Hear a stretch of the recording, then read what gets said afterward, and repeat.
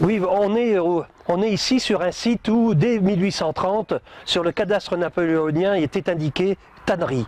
Et effectivement, au Breuil-Barré, on a connaissance de cet endroit tannerie et également une tannerie au centre du bourg.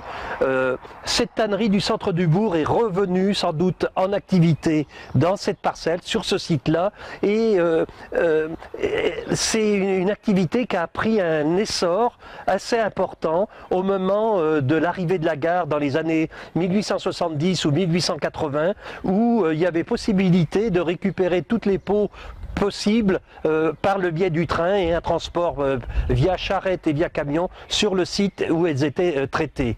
Et ce site s'est modernisé en début du XXe siècle, vers 1915-1920, avec un certain monsieur, une famille Meunier, qui ont modernisé le site. On a vu une grande cheminée se construire comme on pouvait en voir dans les usines anciennes, et donc on a eu jusqu'à employer 30 à 35 salariés sur ce site.